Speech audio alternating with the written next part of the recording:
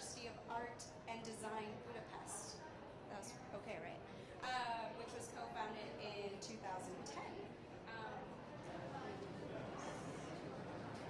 And Cloudfactory is an experiment to opening new perspectives and changing social problems with the power of creativity and design thinking. So let's welcome Bori.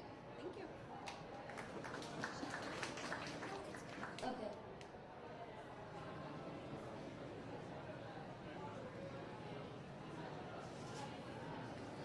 Hi all, thank you for coming.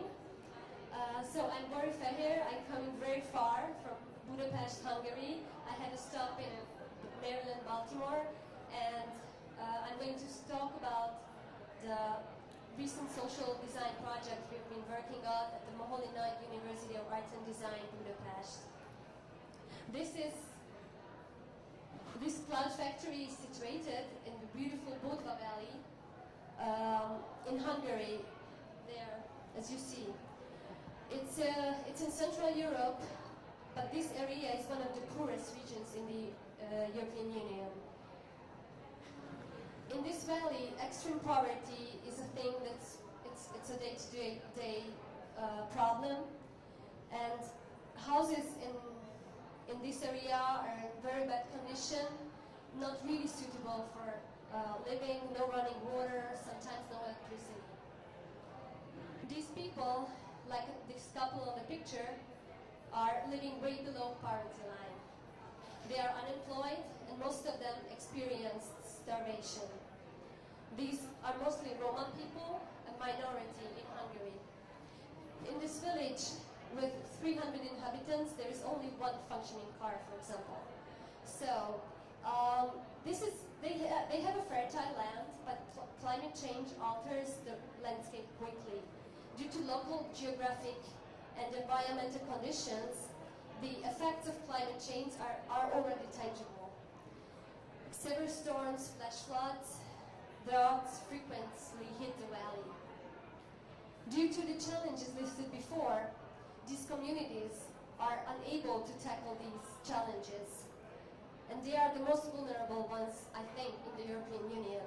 They don't have the capacity to tackle these day-to-day problems and will not have the ability to adapt. I'm coming from a university which holds the name of László Moholy-Nagy. He said, design is thinking in relations.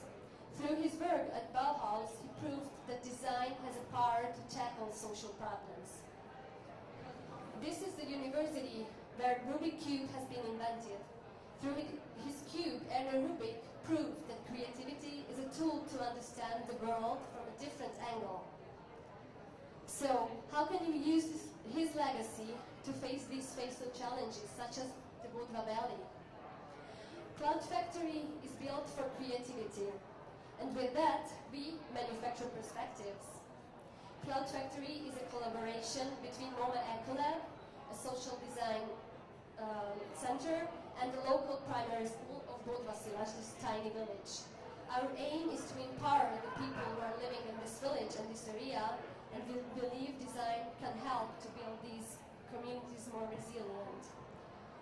So what does this Cloudfactory look like?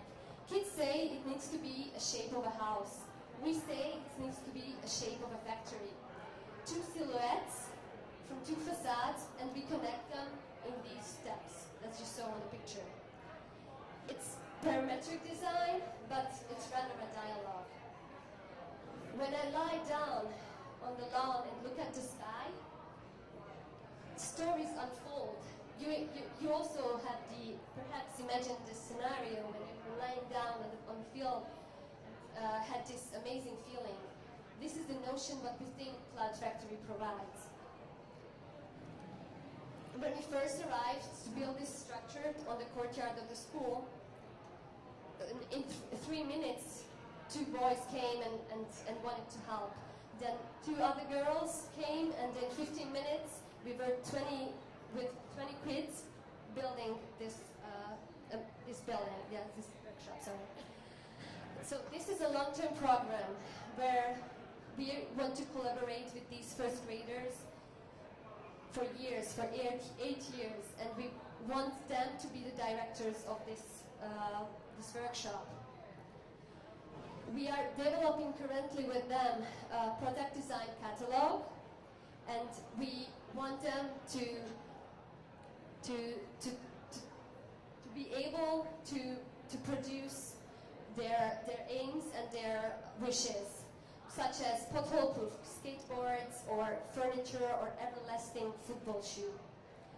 We built this structure with these guys, a very interdisciplinary team from our university and from other universities in Europe.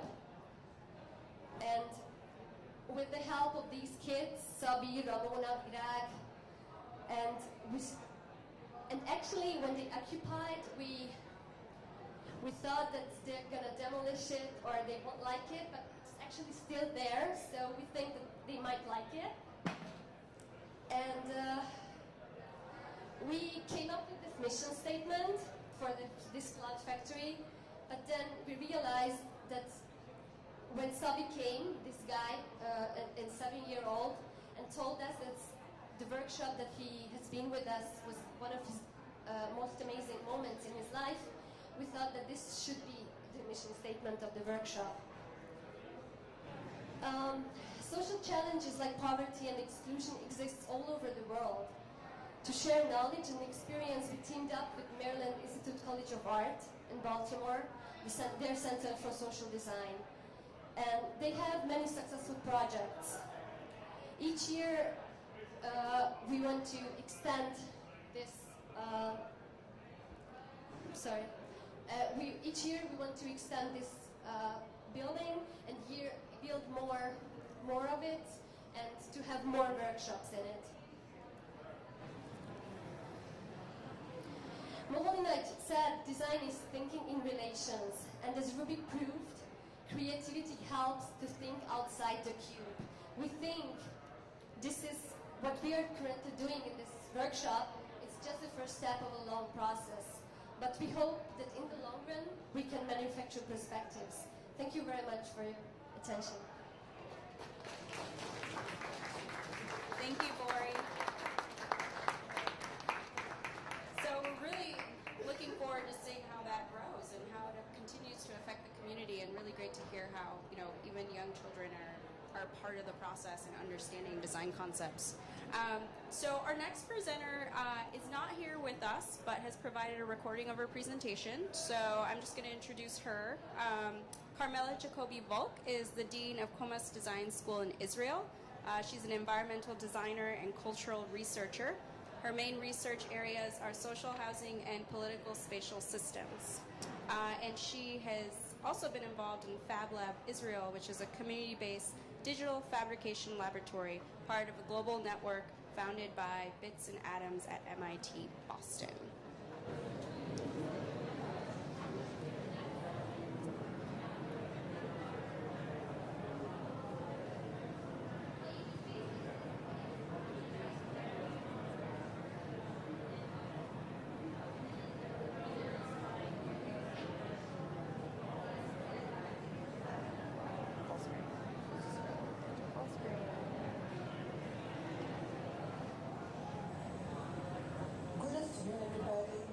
Carmella Jacoby-Volk.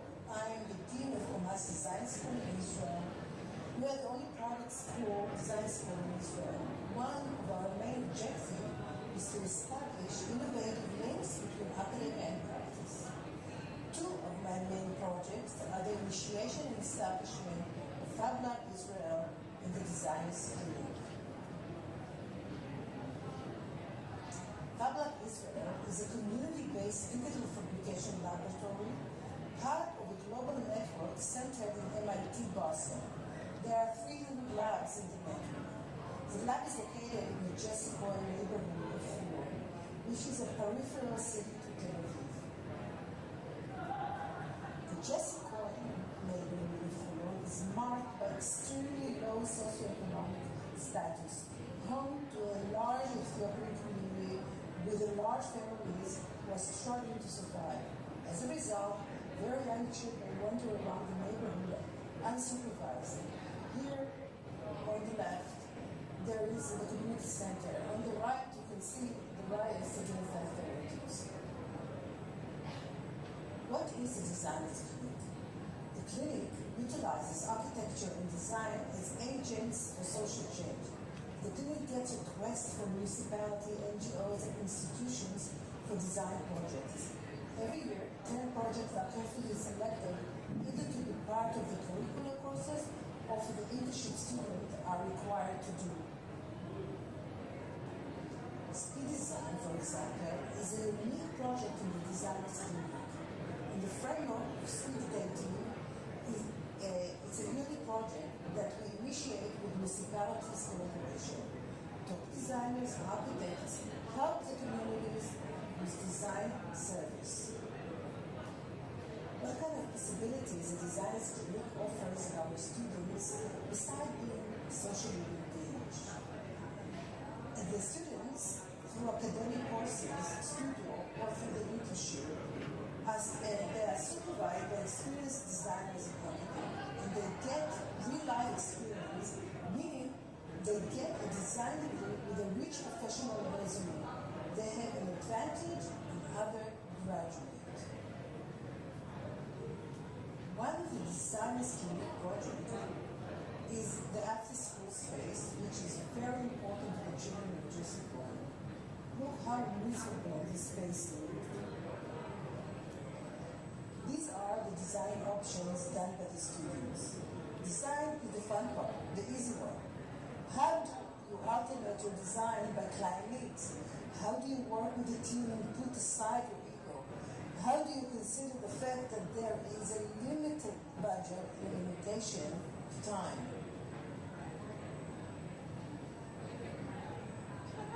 Inclusion of the client in decision-making process. Empathic approaches to the client, meeting all the stakeholders and making the right decision. You consider the manager of the community center with the student arguing what design to choose. Community participation workshop is part of the project. Children were taught to use the digital fabrication tools at the Fab Lab. This technological empowerment also had an added value.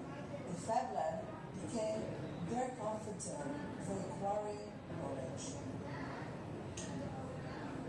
The Fab Lab culture is a maker culture. Everybody is prototyping. One can prototype with a laser cutter or a CNC machine. Designers become makers. They control the means of production. The DIY culture allows us to operate with low budget and recycling in a smart way. The community itself begins to understand the power of fabrication. The community becomes a maker community, moving from consumerism to fabrication.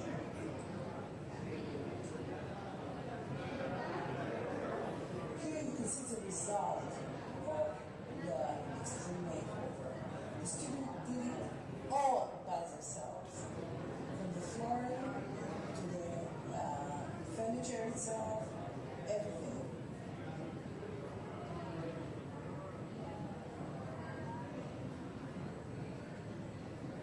The after school in the community center is intensively used these days, and we are very, very happy about it. Extreme makeover summer, real-life projects, fabrication, community participation. Only $2,000 budget, 7 weeks, not much. 20 students with instructions. 2 problems: how to improve the after-school space for users. Another one: how to educate designers to be academic and professionals. And the solution: participatory social engagement design. Thank you very much. Excellent. So thank you, Carmella, even though she couldn't be here. But what a fantastic space. And knowing that the students built all of that furniture was pretty incredible. And I also didn't know that there were 300 Fab Lab centers around the world. I don't know if you guys caught that, but that's pretty exciting. So our next presentation will feature Tamara, Jafar, and Lucy Perkins. Tamara is currently a master's candidate in urban planning at Harvard's University School of Design. Prior to her time at Harvard, she was an affiliated scholar and practitioner at Stanford Center for Conflict and Negotiation, where she focused on the analysis of barriers to conflict resolution and the identification of strategies to overcome those barriers. And Lucy Perkins is a first-year Masters of Urban Planning student at the Harvard University Graduate School of Design. She's also worked on 8 projects related to population displacement in Iraq with the International Organization for Migration. So welcome, Tamara and Lucy.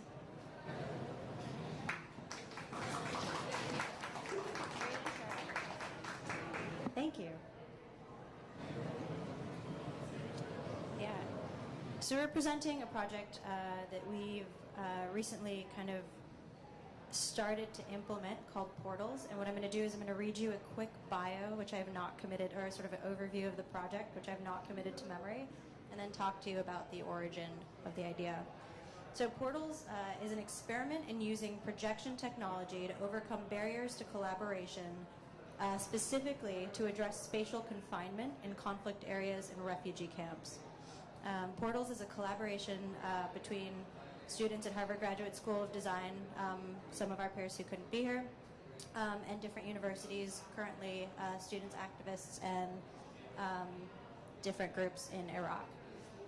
So the idea came from, where did it come from? Lucy and I have both done a significant amount of work with different groups in Iraq and have been, to be honest, trying to get a sense of if the news reports that we're hearing over here are accurate over there as far as the Islamic State. So the ways in which we've been doing that, to be fair, is WhatsApping our friends to get a sense of, for those of you not familiar with WhatsApp, it's just a text message that you can send internationally, to try to get a sense of morale and how things feel from there. So from across the spectrum, people have been telling us that morale is low. Specifically in Sulaymaniyah, we've been sort of curious about what can be done, in part because of the ease of connection there. So we got an idea from some of our peers at school around projections. Why not implement why not use technology as a way of opening up doors and making things more accessible? So we floated the idea, what if we just used projections and live streamed from campus to campus, from the Grad School of Design to the American University of Iraq's dining hall to dining hall. Would you guys be into that? And they resoundingly were like, that sounds amazing. How do we do it? How do we do it? We just get projections. We have two Iraqis coming over for training in November and December. We train them how to set the projections up in their space, the webcams, everything like that, to scale, and take it back over, and the project runs in February.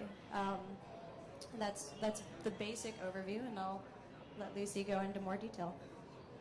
So that's going to be the pilot portion of the project. Ideally, this would be able to grow into a much bolder project that we could take to true public spaces, such as city streets, and allow people who may never have the chance to interact with each other actually can get that opportunity. The idea then is to create new public spaces and transportable public spaces. We're very open to anyone's ideas for locations, both specific named locations, but also just types of locations that have not recently been fostering discourse and public ownership of that space. We really want to challenge those spaces and also challenge people's ideas of what a location can do and how far it can take them. Projection artwork is also another sort of avenue for the future of this project. It wouldn't involve quite as much interaction between the individuals at each location, but the intent would be to demonstrate solidarity. So we would be projecting a beautiful image in a location that's been experiencing violence. So, for example, balloons on a damaged building in Iraq to demonstrate something sort of more fun, more uplifting for the people there. We also see taking portals into classrooms one day to provide educational opportunities for students, both Iraqi students and American students. We think a life-size projection is a bit more engaging and exciting for students than a smaller computer screen, and we're particularly excited about the possibility of refugee camps being able to utilize that technology.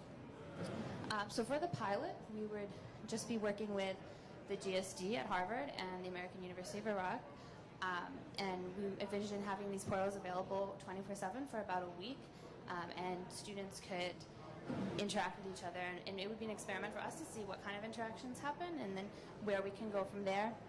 Some of the problems that we're sort of dealing with and looking for suggestions are things like whether and how to incorporate sound and instant messaging capabilities into this. Also, the time zone difference might create a bit of dead air, although we do have a bunch of architects at school who are there for hours and hours in the middle of the night, so that might actually not be a problem. Another thing that's really bothering us is that these two institutions are not really public space. They do invite a very large and diverse audience, but they are privately owned and so do exclude outsiders. So we're trying to decide if this is really the forum that we want to use or if there's something else that might be better. We definitely are not bold enough to just put a projection in the middle of the street in Baghdad, so that's why this would be kind of the pilot project. We're also exploring some cafes in Suleimania. There's a few pretty special locations that also foster sort of artistic and counterculture populations. And so we were thinking of either trying to find a way to connect them to us here, or potentially to similar counterculture cafes in other countries such as Oman, Jordan, for that. And so we're really open to hearing your suggestions at the end. Even if you're not familiar with Iraq or with Kurdistan, if you have ideas for types of locations, we'd be really excited to brainstorm.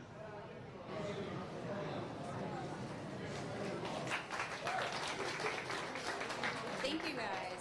So, yes, feedback, very important, right? So please find these guys afterwards and tell them all your good ideas. So next, we're going to be featuring Shannon, Beck, and Drew Miller, who I'm having trouble spotting here. Okay, they're right there. Perfect. So Shannon is formally trained with a BFA in Interior Design from the New York School of Interior Design. She's been active in both business, women's, and service-based organizations for over 12 years. She joined Architecture for Humanity's New York chapter after reading Design Like You Give a Damn, which is at our booth, so you guys can be inspired too, in search of a future in socially engaged design. So thank you for being part of the chapter, first of all. And then Drew Miller graduated from Carnegie Mellon University with a bachelor's in architecture in 2009. He's held positions in both Pittsburgh, in Philadelphia at several architecture firms working in residential, commercial, and cultural projects. And he also happens to be the Director of Operations at the New York chapter of Architecture for Humanity. So I'm seeing a pattern here, guys. And they are going to be sharing one of the chapter's projects. It's a pop-up project. So looking forward to it. Thanks, guys. Thank you.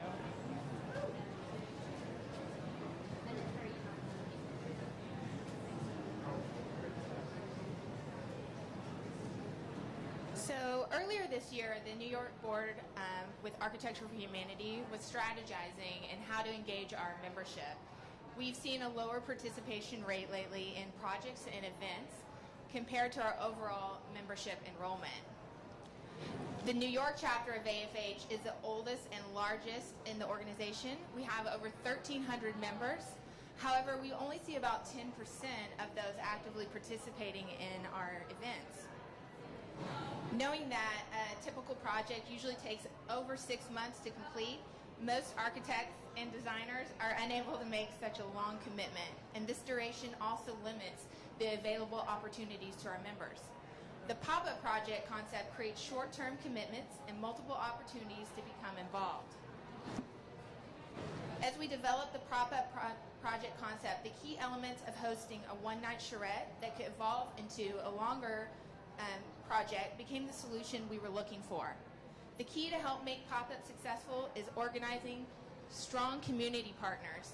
As a board, we wanted to reestablish our commitment as the bridge between the architectural and design professions and our local community. Because of that, we looked to other like-minded people to partner with on projects. This year, we engaged New York Cares and the ASPCA on solving a small-scale design issue that they encounter regularly. We start each charrette with the staple diet of architects and designers everywhere, pizza and beer. Hosting the night with a design firm has created a second layer of partnering by exposing our members to some of New York's premier architecture firms such as TPG and Space Smith and Davis Brody Bond. We begin with an introduction of our community partner and their design dilemma, which is established, and with New York Cares, we actually worked with them on a community garden bench that volunteers could build throughout the city at public schools and nonprofits instead of the prefab kit that they were currently using. The ASPCA needed a custom-designed doghouse for their outreach program that addresses the need for shelter after the devastation of Hurricane Sandy. The final design of each project was a result of our teams working closely with the client to provide a thoughtful solution, and there are two key points that we ask all of our attendees to keep in mind while designing, as they will be critiqued at the end. Number one, your team's design must be made with locally available materials and with basic tools. And number two, it can be built by volunteers of any skill set. Next, we break them into teams where they will undergo several fast-paced design and pitch rounds, and this has become a highlight of pop-ups. Let a design team present their idea in 60 seconds before they're cut off by the buzzer. And I'm starting to understand how that feels. The final presentation of just 60 seconds to thoroughly explain why their design should be chosen has resulted in some pretty creative pitches.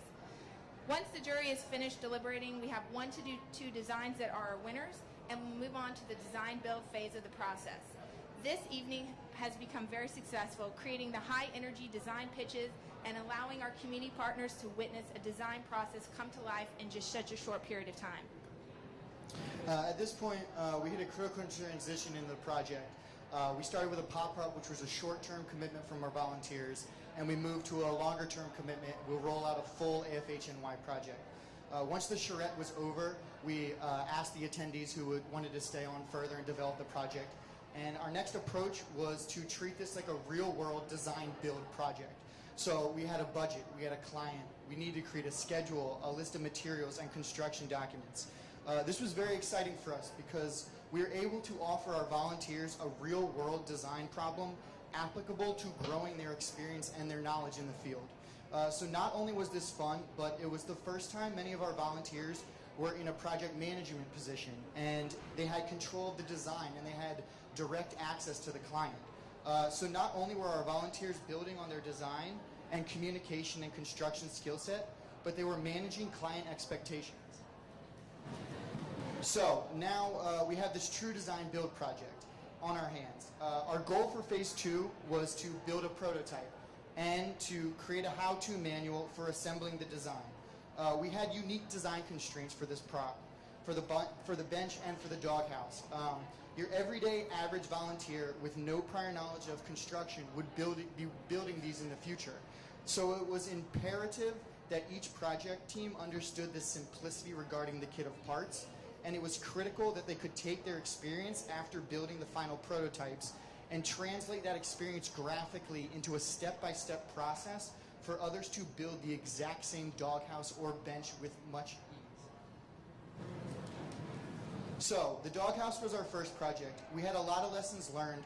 The prototype proved to be too heavy, and we thought it wouldn't be able to be put in people's houses. We actually had to do 3 prototypes. We were only thinking it would take 1 day, but all these were great lessons for us when we moved to the bench project, and it went much smoother the second time around.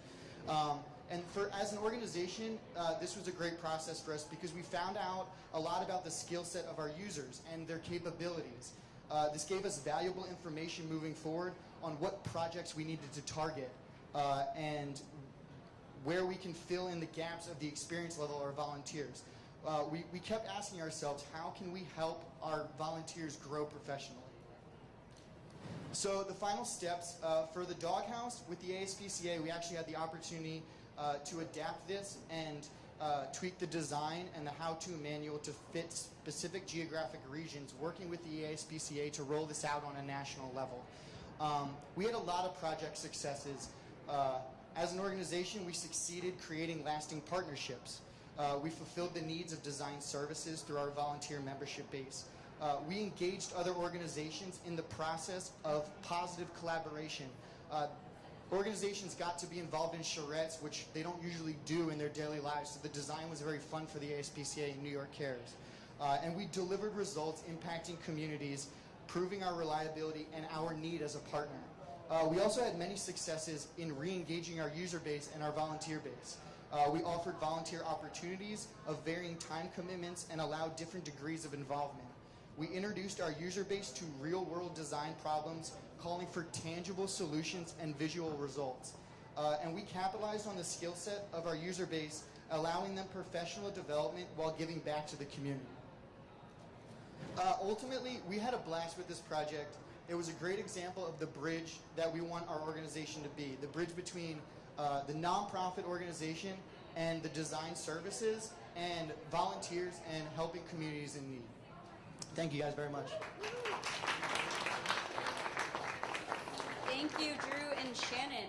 I don't know, that slide at the end, that was a little more than 20 seconds, guys.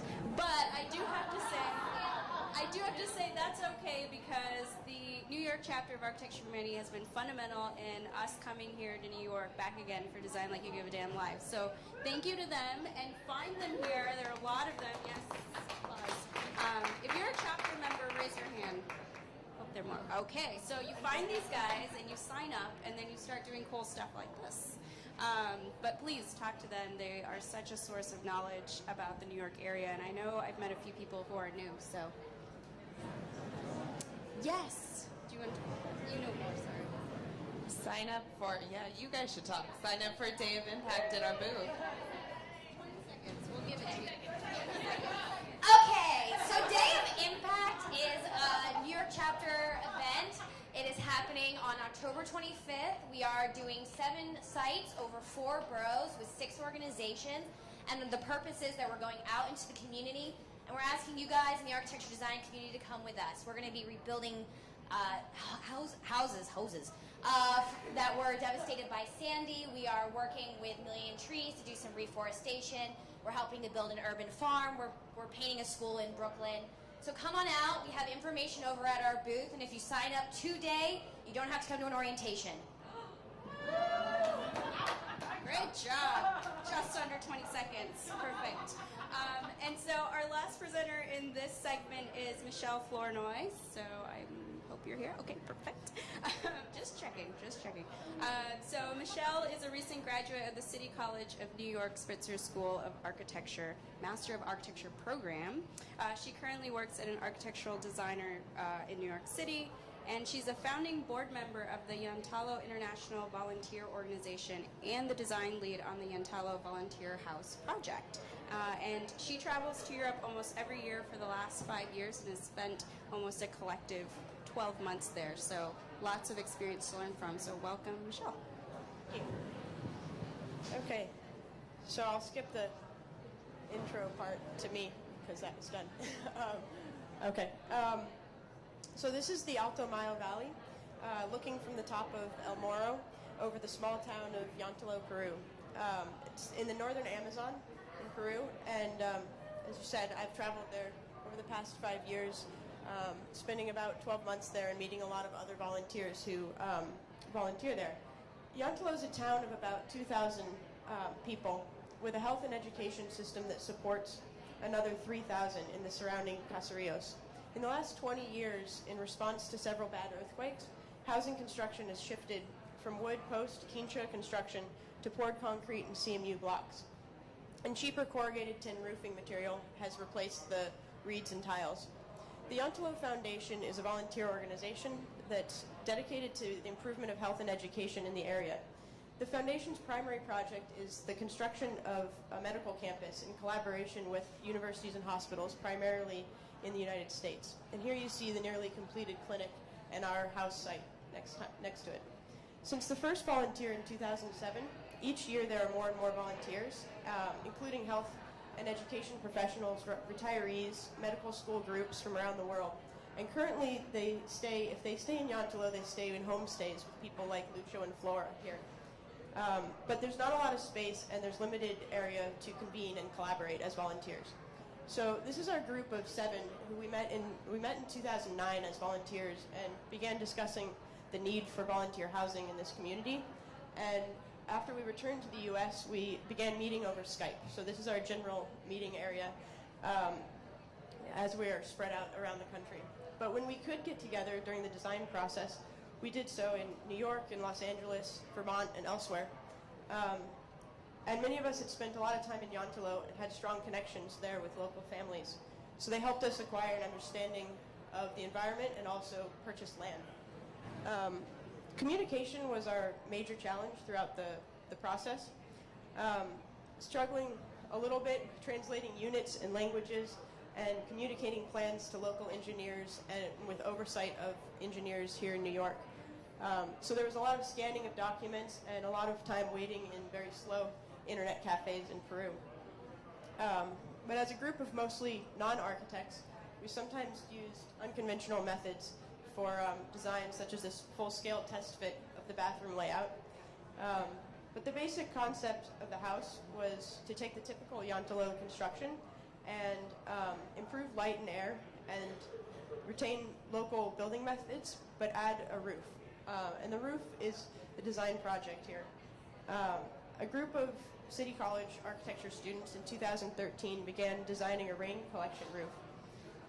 The resulting RAINharvest Roof uses water collection as a catalyst for empowerment, directing water to irrigation of crops that can then provide opportunity in nutrition and economy for the local residents. Increasingly, there's monoculture farming in Yantalo, and the house is designed so that it could be added onto the standard Yantalo construction and collect water and run it to irrigation for personal use and also for the highly profitable export of coffee and cacao. The house is a concrete column and beam structure with a kit of parts roof that it has an exterior stair to the upper level, which is used for storage of crops. But in our case, for the volunteer house, it's a hammock balcony. It's a split butterfly design with a structural gutter in the central beam that carries the water to water tanks on the property that can then be used to irrigate the local land. Pancho and Layo here are local builders. They're both Yantalo residents and were building houses in Yantalo before we were there. So we use their local expertise, and they teach us a lot about working with few tools, local materials, and then they're also very open to our new ideas with a little bit of convincing. Local oversight is done mostly by Travis, one of our board members who lives there. And we also benefit from the location next to the clinic construction. We have their engineer that will oversee our construction as well. The last trip that we made was in January of this year, and although we were a little bit behind schedule, so we weren't working on the roof, we were able to help with the construction of the second floor and then also secure a lot of materials for the roof and make templates for that construction to happen in the future. So this is our beautiful plot of land in the valley there. It's just a little bit, probably a 2-minute walk past the school in the town. And this is our original, the excavation of the foundation for the sunken living room, which will become a gathering space and also be open to the community. Next, we began on the foundation beams, and luckily things were going slowly, but we made a connection with a local cement factory, and that actually improved in our construction in both time and also cost and quality.